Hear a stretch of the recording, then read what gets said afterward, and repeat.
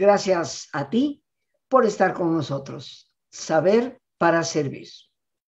El día de hoy, queridos amigos, tenemos a un gran invitado a quien mucho apreciamos y agradecemos por su presencia. Nos orienta con su gran saber como un profesional que es del tema que hoy vamos a tratar, epilepsia. Un tema que lo hemos tratado con anterioridad, pero que con frecuencia nos solicitan entenderla, comprenderla, qué es lo que verdaderamente significa en la vida de una persona y para los que estamos a su alrededor, de qué manera actuar, comportarnos, ayudar, darle apoyo a esa persona. Le doy la bienvenida al doctor Jaime Romano Micha. Él es médico, especialista en neurología, es neurólogo, fue investigador de la Universidad de California en Los Ángeles, ha sido profesor de diversas universidades aquí en nuestro país, en la Facultad de Medicina, es director de la Clínica Neuropsicopedagógica, tanto en la Ciudad de México como en otras entidades de la República. Y bueno, hoy nos acompaña como experto en el tema para hablar de epilepsia. Mi querido Jaime, como siempre, mi gratitud por delante por regalarnos este tiempo en el que nos orientas, en este caso, en un problema como es la epilepsia. Al contrario, Ro, muchas gracias a ti, gracias por permitirme pues llegar a tu público que te quiere tanto, ¿verdad? Y esa labor que haces de difundir el conocimiento, difundir pues la ciencia y también pues información que es de utilidad para las personas. En este caso, pues vamos a hablar de un tema muy importante que es la epilepsia, que es esta enfermedad, que es una enfermedad realmente muy antigua, pero que incluso en los últimos tiempos, pues hemos descubierto muchas maneras de corregirla, de controlarla, y los avances de los últimos años, pues realmente han sido extraordinarios. Entonces, esta enfermedad que puede ser muy discapacitante y que puede ser una enfermedad realmente muy grave, no nada más para la persona que la padece, sino para las personas que viven con esta persona, pues la buena noticia es que ahora la conocemos bastante mejor que hace muchos años y ya contamos con muchas maneras de realmente de tratarla. Y yo diría que más del 90% de las personas con este padecimiento pueden hacer una vida normal, completamente normal, porque pues ya contamos con muchos medicamentos, contamos con nuevas herramientas para poderla tratar y corregir algunas cosas nuevas como neurofeedback, estimulación magnética transcraneal, que en algunos casos se puede utilizar. Pero yo diría que la parte más importante del tratamiento, pues es el medicamento. El medicamento controla, yo diría, más del 90% de las epilepsias. Pero otra cuestión muy importante, pues es la educación a las personas, ¿no? De qué es la epilepsia, qué es lo que uno tiene que hacer. Es una enfermedad sagrada, es una enfermedad relacionada con la locura, o con qué está relacionada la epilepsia.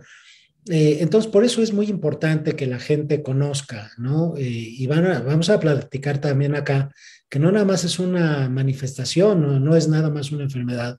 Ahora se habla de las epilepsias, porque hay muchos tipos de epilepsia, hay muchas cosas que la pueden ocasionar dependiendo de la edad de las personas.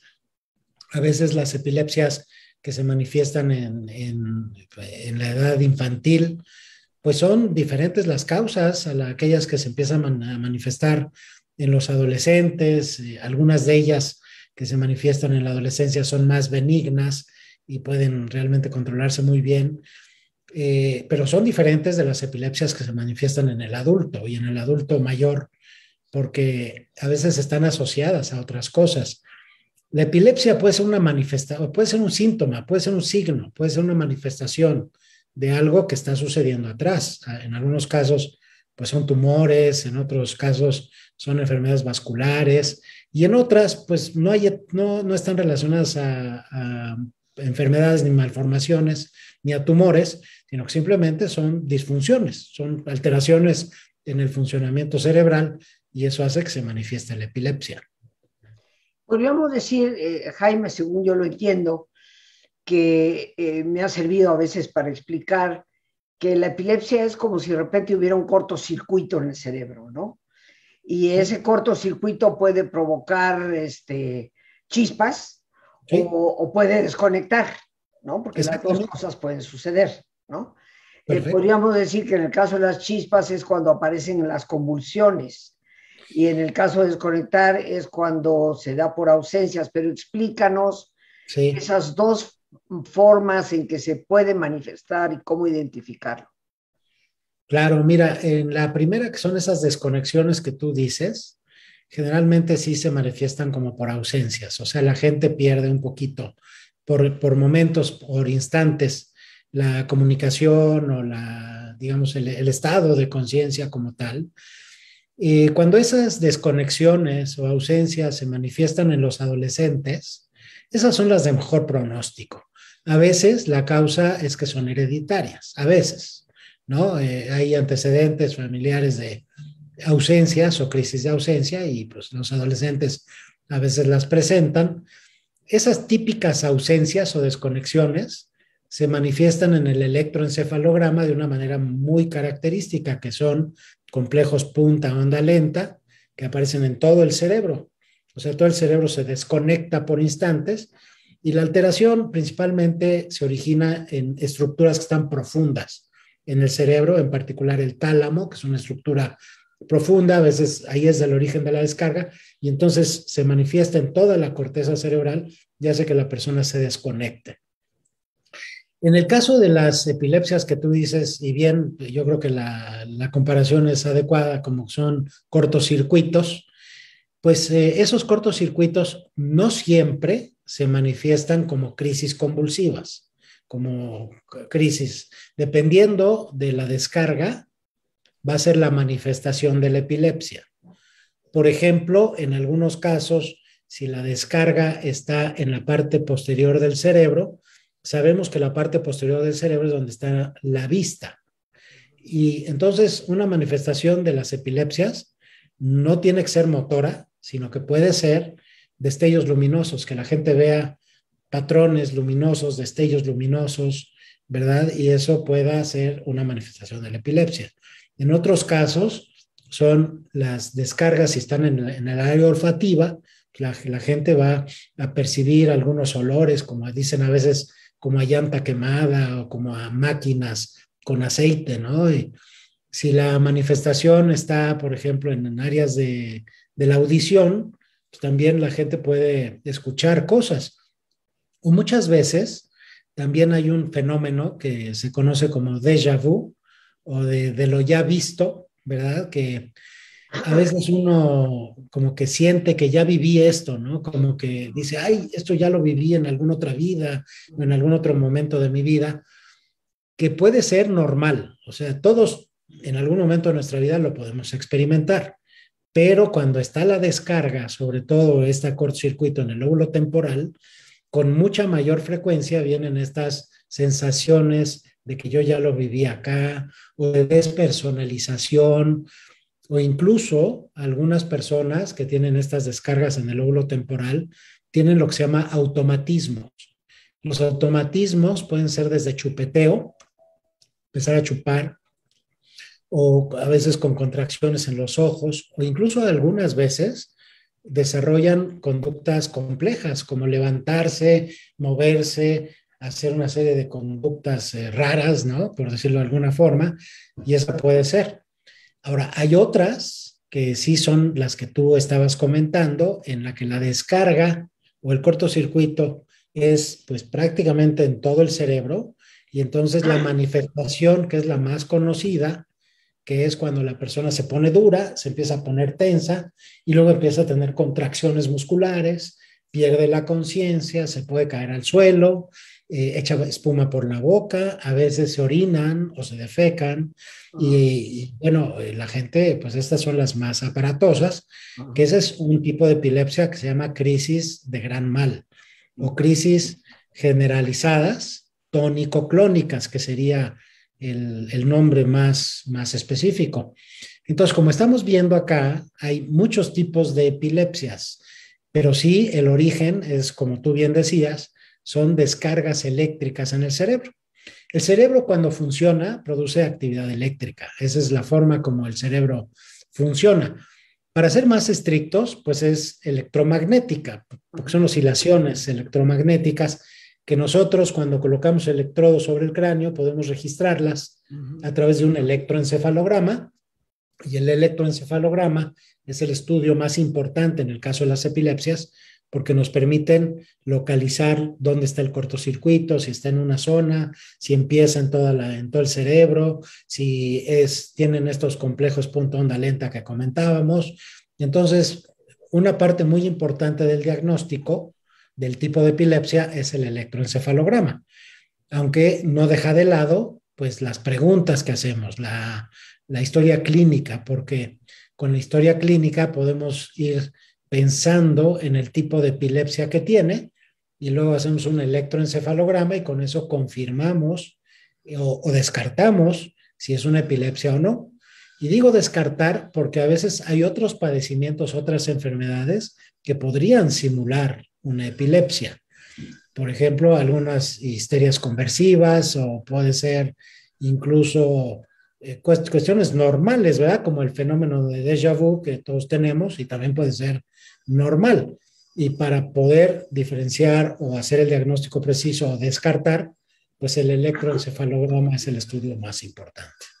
Fíjate que en esto que dices, Jaime, de déjà vu, que es una experiencia que yo creo que el 99% de las personas hemos vivido, eso de decir, yo ya estuve aquí antes, ¿no? Sí. E inclusive adelantarnos y decir, te juro que a la vuelta hay un letrero rojo. Sí. Y sí, a la vuelta hay un letrero rojo. Entonces, tú sabes que hay 10,000 especulaciones sobre a qué se debe el déjà vu. Sí.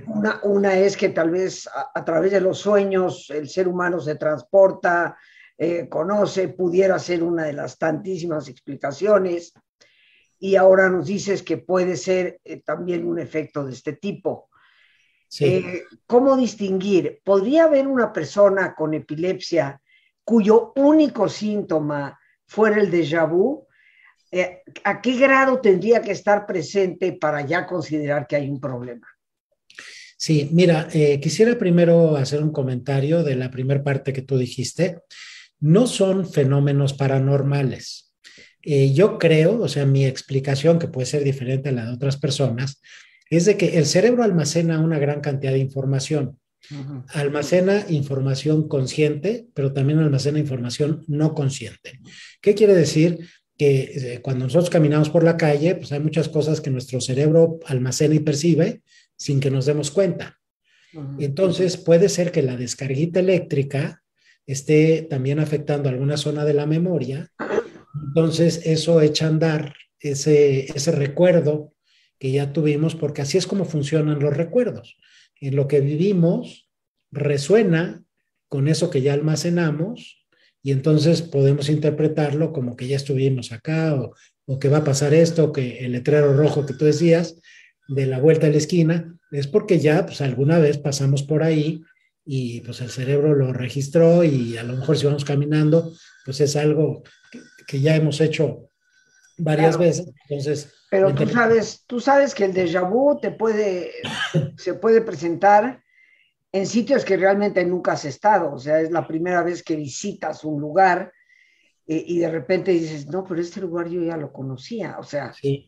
Pero obviamente no has estado ahí, en fin, pero sí, no vamos a especular. Es otro tema, sobre, ¿no? Que es muy interesante. Sí, no vamos a especular sobre explicaciones, pero la pregunta sí es, sí. ¿Hasta dónde esa experiencia del déjà vu estaría ya indicando que hay un problema? Mira, si son ocasionales y nada más aparecen los fenómenos de déjà vu ocasionalmente, no les hacemos caso. Si esos fenómenos de déjà vu son persistentes o más frecuentes, digamos, que una persona los tenga una vez al mes o 2 veces al mes, y si además se acompañan de alguna otra cosa como sentirse mareado, sentirse que no estoy acá presente, o incluso si se acompaña de alguna cuestión motriz, definitivamente Eso apuntaría a que hay que ir con el doctor, hay que hacer un electroencefalograma y saber si tiene o no tiene si es una manifestación de la epilepsia o no. Entonces, a veces se acompañan de otras cosas. Claro. Y me gustaría, Jaime, que nos hablaras de esas ausencias. Una vez una persona me hizo una pregunta simpática.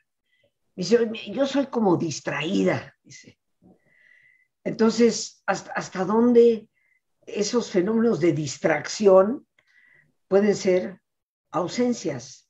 Sí. Y también la pregunta de una madre de familia con una chica adolescente precisamente, en donde efectivamente como que se va, pero no llega ni a un minuto, por supuesto, Claro. segundos, pero se va y luego Sí. ya regresa. Sí. A veces la persona no se da ni siquiera cuenta de que se fue. Sí. Cuéntanos un poquito de estas ausencias. Claro, y gracias por preguntarlo, Ro, porque creo que es una parte muy importante. Se puede confundir la ausencia con distracción, con problemas de atención o concentración. Yo creo que una manera de diferenciarlo es cuando la persona está distraída y le llamas y la persona te responde, puede ser que sea más bien un tema de atención o de distracción. Cuando se da la ausencia, realmente la persona se desconecta. Puede ser por instantes, pueden ser tan breves que pasan un poco desapercibidos. Pero en el momento de la ausencia, aunque tú le llames a la persona no te responde porque está realmente desconectada.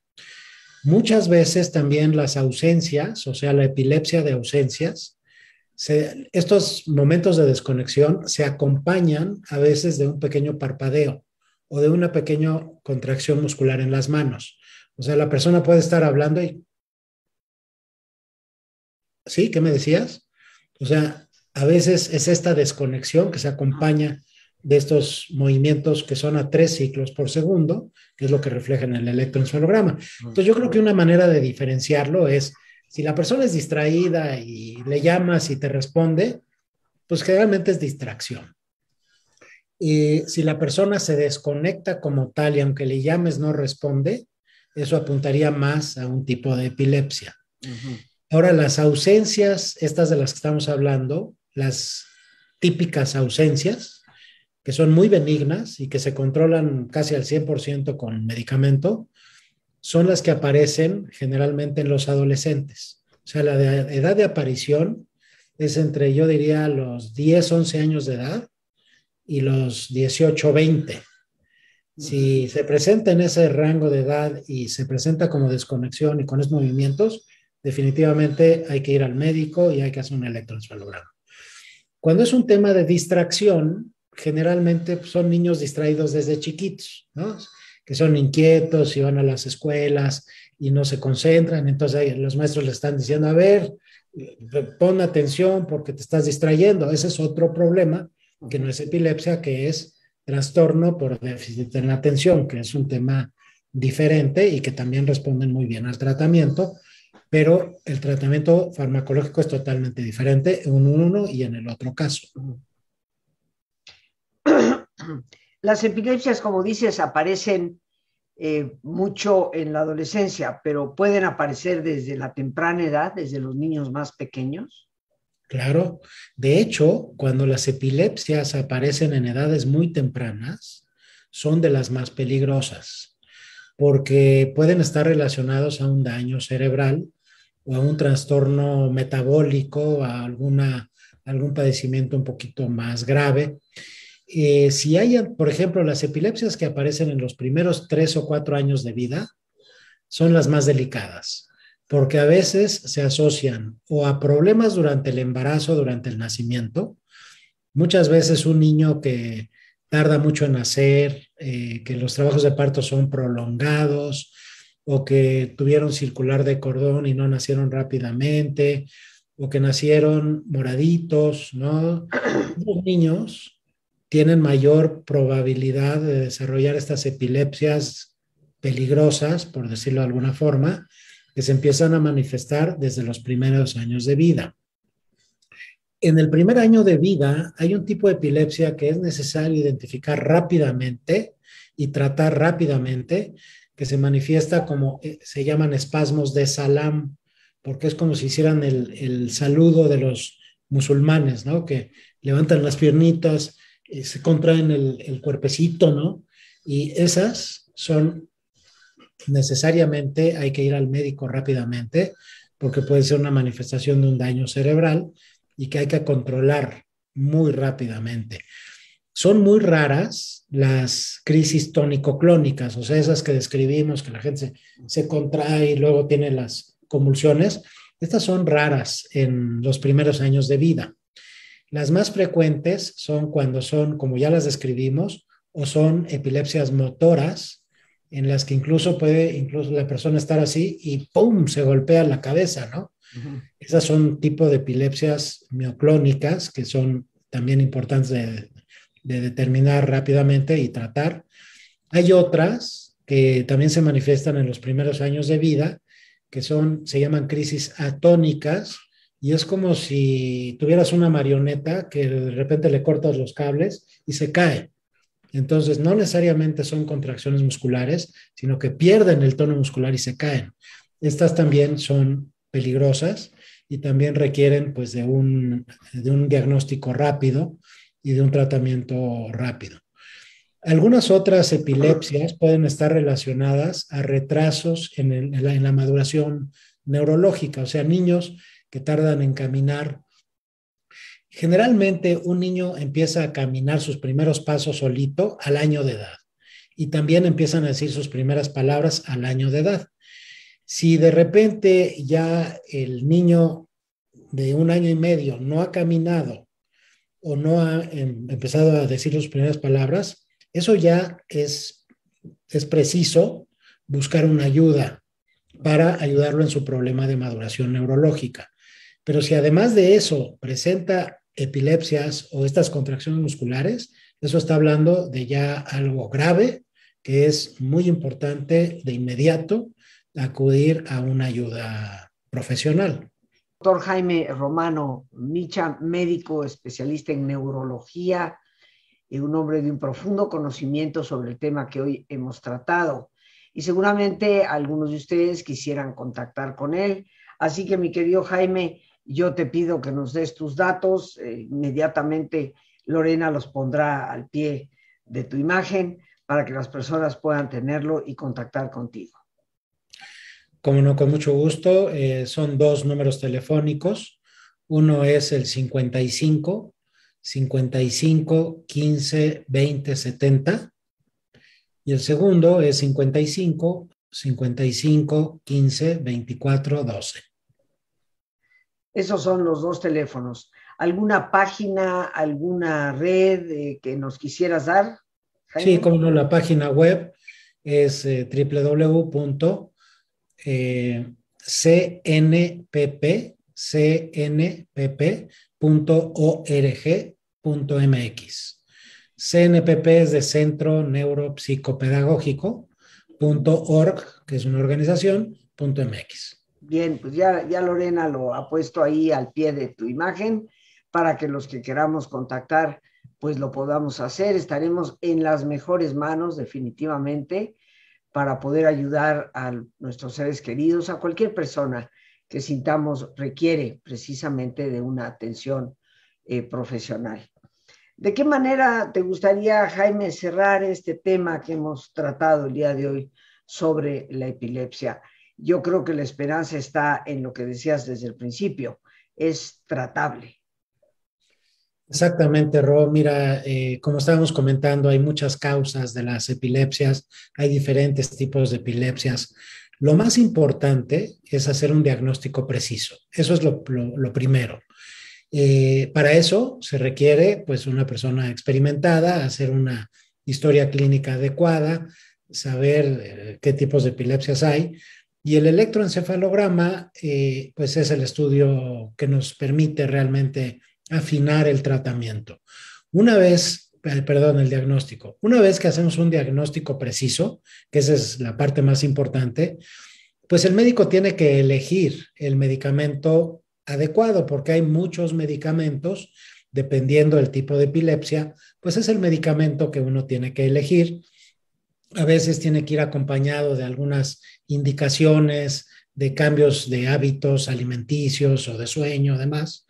Pero elegir el medicamento correcto es una parte muy importante y el otro, usar las dosis adecuadas, porque se puede elegir el medicamento correcto, pero usar dosis inadecuadas y tampoco eso va a ayudarnos. Entonces, eso creo que es muy importante, hacer un diagnóstico preciso, dar el tratamiento indicado a las dosis correctas, y si eso se hace, yo diría que el 90 y tantos por ciento de las epilepsias son controlables. Ahora, hay otras causas de epilepsia que no hemos comentado, que son sobre todo más frecuentes en el adulto, y una de ellas pues está asociada a tumores o enfermedades arteriovenosas o enfermedades vasculares. Entonces, pues a veces hay que corregir el problema de base. Si hay un tumor, pues hay que extirpar el tumor, ahí se requiere la intervención de un neurocirujano para, en algunos casos que están relacionados a esto, pues se tiene que corregir la causa y luego controlar la manifestación de la epilepsia con medicamentos. Por eso también es muy importante hacer un diagnóstico preciso para saber las causas de la epilepsia y si a veces son causas subyacentes a la epilepsia, pues hay que primero tratarlas y corregirlas y luego controlar la manifestación de la epilepsia. Hay muchas epilepsias que no están asociadas ni a tumores, ni a enfermedades vasculares, ni nada. Como dijimos, hay algunas que son hereditarias o que otras son funcionales. Entonces, esas con el medicamento, pues se controlan, ¿no? Entonces, es un tratamiento, pues integral. Y como decíamos también, pues hay que instruir a los familiares, ¿no? Que sepan que una persona no se muere por tener epilepsia, o sea, por tener una crisis epiléptica, no se muere, pero si no sabemos cómo actuar, pues la persona se puede lastimar. Por ejemplo, si una persona tiene epilepsia, pues está prohibido manejar, porque si están manejando, pues les da una crisis, pues se pueden estrellar y eso los puede matar, ¿no? Sobre todo si están en una carretera. Hay muchas cosas que no pueden hacer a menos que la epilepsia esté perfectamente controlada. Una persona no se puede subir a escaleras altas para pintar una pared si tiene epilepsia, por ejemplo, porque se cae, pues se rompe la cabeza y se puede matar. Entonces, por eso también se requiere, además de tratar el tema de la epilepsia, pues el médico tiene que instruir a los familiares, instruir al medio ambiente para que sepan bien qué hacer y qué no hacer en el caso de una crisis convulsiva. Y bueno, en ese sentido, pues la mejoría está a la vuelta de la esquina.